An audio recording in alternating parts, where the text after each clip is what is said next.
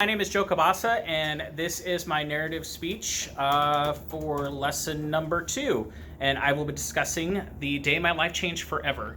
And as you can see going around the room, I have my peers in the room with me. Perfect.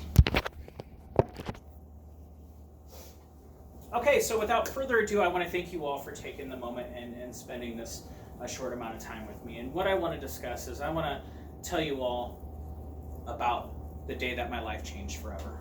And this was extremely impactful for me, but also for my wife and my family. I want to start off by asking a question. How many of you have introduced a child into this world and or have a small dog, puppy, kitten, or anything that you've been responsible for? Perfect. So you all can relate on one level or another. It all started on July 24th of 2006. This is a day before my wife's due date. We were expecting our first child. We were excited and scared all at once. We didn't know what to expect. And we had a doctor's appointment at 10 a.m. We're fully expecting going into this doctor's appointment to be told, yeah, we're not ready for you, or the baby's not ready. But what if it's the alternative? What if we're having to go to the hospital that night? What if we're getting induced? Are the bags packed? Is the crib ready? Is the bedroom ready? All these thoughts are going through our head as we're sitting there in the waiting room. We finally get the opportunity to go back and talk to the doctor.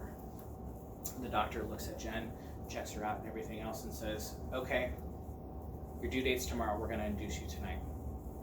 Go home, get everything ready. We'll see you back here at 6. That drive home was one of the longest drive homes I've ever had, because our heads are racing. We're trying to figure out what needs to be done, what's already been done, and what hasn't been done. We get home and we both go our separate ways. She goes into her office, explains to her boss she's going to be gone for the next 8 weeks. I go into my office, explain to my boss that I'm going to be gone for the next 4 weeks. Get all the paperwork with insurance taken care of, go back home, pack the bags, and we're out the door. We get to the hospital. It's approximately 6 p.m. on the 25th of July. Our room is spectacular. My wife has an amazing bed. I have an okay couch. But it'll serve its purpose.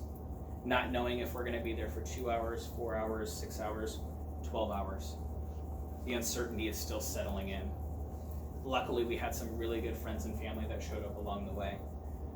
In fact, my wife's best friend Anna showed up, and she's watching the little contraction machine.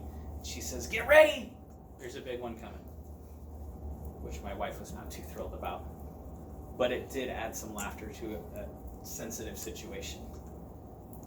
At this point, my wife was ready for an epidural. I, on the other hand, was not ready for the epidural. To see what that needle looks like and to see how particular they have to be when they put that thing in scared the hell out of me. But it was okay. It was just getting me ready for what was going to happen next. So my wife continues to stay in labor. 6 hours passes. 8 hours pass. Finally, 12 hours pass. And the doctor comes into the office and says, "I'm sorry, but we're going to have to take the baby out. She's at risk. We need to do this now." Next thing I know, we're getting ready for surgery. And as we're sitting there in the operating room, the doctor's cracking jokes, which is good, because we needed a smile at that point in time. But the uncertainty is still setting in, and we have no idea what's going to happen. So as I'm sitting there behind the curtain, and have the anesthesiologist on one side of my wife and me on the other, I'm watching this guy just mix this cocktail left and right, taking some out of one IV, putting some in another just to make sure that she's okay and she's not feeling any pain. And then I hear the cry. I look over the curtain and I see my daughter Taylor for the first time. It's the happiest, scariest moment in my life, because I look over that curtain and I see my daughter for the first time, and then I look back on the other side and I see my wife shaking uncontrollably because she's coming down from all the anesthesia and everything else that she was on. I asked my wife, "Are you okay? Can you handle this?" She says, "Yeah, I got it." "Okay, good, I'm gonna go be with her daughter." And I give her a kiss on the forehead. And then I go and get a hold of my daughter for the very first time. Come back into recovery and I check on my wife. She's still shaking and she's still cold, but she's going to be okay. She's a trooper. She's going to make it.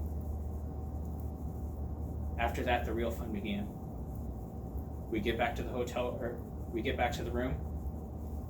And as we're sitting there in the room, I get the opportunity to change the first diaper. Good and bad.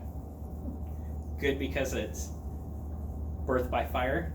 Bad because it's the worst diaper I've ever changed in my entire life. It was like tar. It was bad. Needless to say, we were in the hospital for 6 days while my wife was recovering and while they were taking care of my child. It was great because when she was awake and we needed to sleep, the nurses would take her. But then reality set in. We were going home. We had no idea what to expect or what was going to happen, or really how would we even be able to adapt and take care of this child. We had plenty of support along the way, but are we really going to be good parents at the end of the day? My daughter's now 13 years old, and I still look back on that day almost each and every single day, and I am blessed to say that we made it through it. And it's amazing how the body just adapts and changes based off of how your surroundings change. Don't let the moment overwhelm you, overwhelm the moment. And I always look back at that quote because it's exactly true. So with that being said, that's the day my life changed forever. Thank you for your time.